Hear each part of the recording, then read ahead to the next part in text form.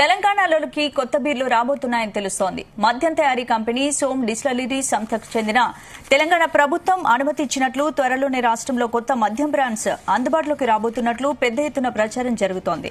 Power 1000, black fort, hunter, woodpecker బీర్లు అందుబాటులోకి రానున్నాయంటున్నారు. సోమ్ డిస్టిలరీస్ కాంగ్రెస్ సర్కార్పై BRS social media convener Krishank సంచలన ఆరోపణలు చేశారు.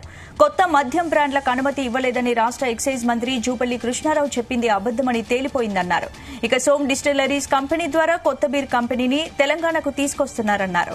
తెలంగాణ ప్రభుత్వం అనుమతిని ఇచ్చిన ఈ బ్రాండ్కి సంబంధించి కాంగ్రెస్ జాతీయ నేత దిగ్విజయ్ సింగ్ అవినీతికి పాల్పడ్డారని, గతంలో కేసు కూడా నడిచిందని గుర్తు చేశారు.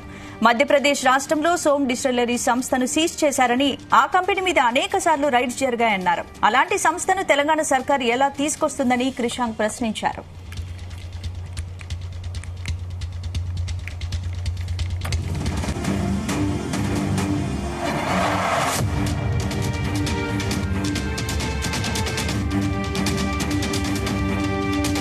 ఈ అంశానికి సంబంధించి పూర్తి అప్డేట్స్ మా ప్రతినిధి శ్రీచరణ్ అందిస్తారు. శ్రీచరణ్.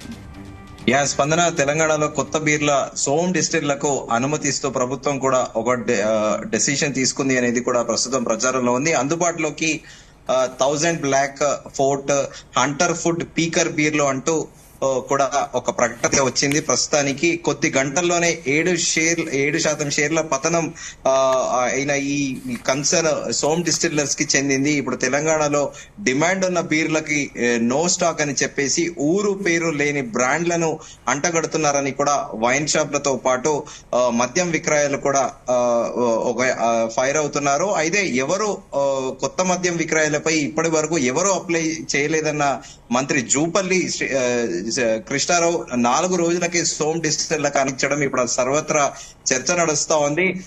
ఎందుకంటే యూజువల్ గా తెలంగాణలో హైదరాబాద్ సిటీ గానీ ఎంటైర్ స్టేట్ లో గానీ ఫెమిలియర్ బీర్లు అనేటివి అమ్మకాలు జరుగుతాయి. అమెరికా కంపెనీకి చెందిన బడ్వైజర్, అలాగే మన ఇండియన్ డొమెస్టిక్ విజయ్ మాల్యాకు చెందిన కింగ్ ఫిషర్ బియర్ తో పాటు, అలాగే డెన్మార్క్ కి చెందిన కార్ల్స్బర్గ్ బియర్లు, ఆస్ట్రేలియాకి చెందిన ఫోస్టర్స్ బియర్లు, ఇలా మన హైదరాబాద్ తో పాటు తెలంగాణలో కూడా గడిచిన కొద్దేళ్లుగా కూడా సేల్ అవుతూ వస్తూ ఉంటాయి. ఎందుకంటే గవర్నమెంట్ కి కూడా one of the source of income గా కూడా ఎక్సైజ్ డిపార్ట్మెంట్ ఉంది. ఇచ్చిన 10 ఏళ్లుగా కూడా.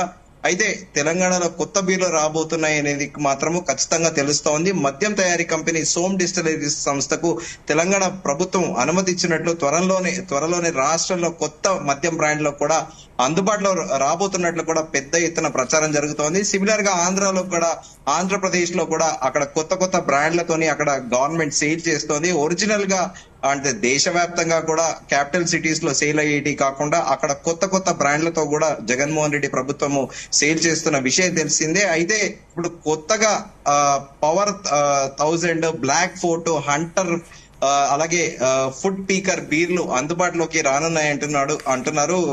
ప్రస్తుతం సచివాలయ వర్గాల్లో కూడా ఇటు ఎక్సైజ్ శాఖలో కూడా చర్చ నడుస్తా ఉంది. అయితే సోమ్ డిస్టిలరీస్ పైన కూడా BRS social media convener Krishank సంచలన ఆరోపణలు చేశారు. కొత్త మద్యం బ్రాండ్లకు అనుమతి ఇవ్వలేదని రాష్ట్ర ఎక్సైజ్ మంత్రి జూపల్లి కృష్ణారావు చెప్పింది అబద్దమని తేలిపోయింది అన్నారు. సోమ్ డిస్టిలరీస్ కంపెనీ ద్వారా కొత్త బీర్ కంపెనీని తెలంగాణకు తీసుకువస్తున్నారన్నారు.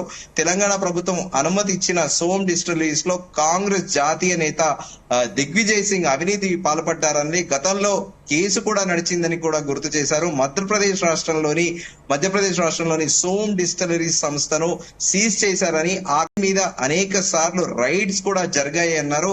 అలాంటి సంస్థను తెలంగాణ సర్కార్ ఎలా తీసుకువస్తుందని కూడా క్రిషాంక్ ప్రశ్నించారు. అయితే ఈ ప్రభుత్వం, కాంగ్రెస్ ప్రభుత్వము అధికారంలోకి వచ్చాక కూడా ఒక 3-4 నెలల కిందట కూడా ఒకటే చర్చ నడిచింది.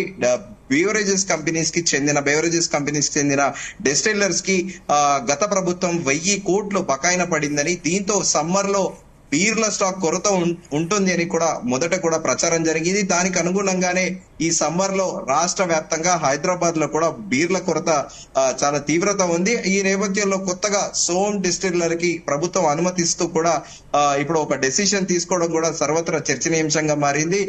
రాజకీయ విశ్లేషకులు ఏమంటున్నారంటే, కాంగ్రెస్ పార్టీ అంటేనే కావో కిలావో తినిపించు, సో దానిలో భాగంగానే కాంగ్రెస్ పార్టీ చెప్పేది ఒకటి చేస్తుంది ఒకటి అనేది కూడా రాజకీయ విశ్లేషకులు విమర్శిస్తున్నారు. స్పందన. అంటే శ్రీచరణ్, మద్యం కొరతకు సంబంధించి మద్యం కొరత లేకున్నా కొరతను సృష్టించి దీన్ని సాకుగా తీసుకొని కొత్త బ్రాండ్లను ప్రవేశపెట్టి మరి భారీ కమిషన్ పొందాలని ప్రభుత్వం యోచిస్తోంది. అందుకే ఇలాంటి ప్లాన్ చేసిందనే ఆరోపణలు కూడా ఉన్నాయి. ఈ ఆరోపణలను ఎలా చూడొచ్చు? ఎస్, అది కూడా ప్రచారం జరుగుతోంది. వాస్తవికంగా చూసుకుంటే కూడా ఇది ఎక్సైజ్ శాఖ వాళ్ళు తెలిపిన గుణంకాలే. ముందుగా అనుకున్నట్టు 1000 కోట్లు బకాయిలు ఉండడంతో సో కొత్తగా కూడా వాళ్ళకి బకాయిలు చెల్లించింది ఆ సంస్థ బ్యూరేజెస్, డిస్టిల్లర్స్ కానీ డీలర్స్ కానీ వాళ్ళెవరు కూడా ఎగ్జిస్టెడ్ ఏవైతే మనం ముందుగా అనుకున్న బ్రాండ్స్ బీర్ సంబంధించి అవి సేల్ లేదు, షార్టేజ్ ఉండడంతో రాష్ట్రంలో ఇప్పుడు ఎనియో మళ్ళీ కూడా రాజకీయ విశ్లేషకులు కూడా ఇదే ఆరోపిస్తున్నారు. కమిషన్ల కోసమే ప్రభుత్వం ఈ ఎక్సైజ్ పాలసీలో ఈ కొత్త సోమ్ డిస్టిల్స్ కి అనే సంస్థకి అనుమతిస్తుంది. దీని ద్వారా పేరు ఊరు లేని బీర్లను కూడా రాష్ట్రంలో అమ్మాలని కూడా చూస్తోంది. దీంతో ప్రజల ఆరోగ్యం ఏమైపోతుంది? ఆల్రెడీ గత ప్రభుత్వం కూడా ప్యారలైజ్ చేసింది, ప్రజల్ని తాగుబోతుల్ని చేసింది తెలంగాణ వ్యాప్తంగా. ఇప్పుడు మళ్ళా కొత్తగా కూడా ఊరు పేరు లేని బ్రాండ్లతో కాంగ్రెస్ ప్రభుత్వం కూడా జనాల్ని ప్యారలైజ్ చేయాలనే ఆలోచనలో ఉన్నట్లు కూడా అంటున్నారు రాజకీయ విశ్లేషకులు. స్పందన. రైట్. అంటే ఇంకో విషయం ఏంటంటే BRS social media convener Krishank దీనికి సంబంధించి సంచలన ఆరోపణలు చేశారు కాబట్టి ఇప్పటివరకు దీనిపై కాంగ్రెస్ ప్రభుత్వం కానీ నాయకులు కానీ ఎవరైనా స్పందించారా? ప్రస్తుతానికైతే కాంగ్రెస్ ఎక్సైజ్ శాఖ మంత్రి జూపల్లి కృష్ణారావు అయితే ఎలాంటి ప్రకటన కూడా చేయలేదు. దీని మీద కాంగ్రెస్ అధికారిక ప్రతినిధులతో పాటు ఎమ్మెల్యేలు, మంత్రులు ఎవరు కూడా దీని మీద రెస్పాండ్ అవ్వలేదు. మరి చూడాలి ఖచ్చితంగా, ఎందుకంటే ఎర్లియర్ ఈ కేసు ఉందని మన్నే కృషాంక్ చాలా కాన్ఫిడెంట్ గా చెబుతున్నారు.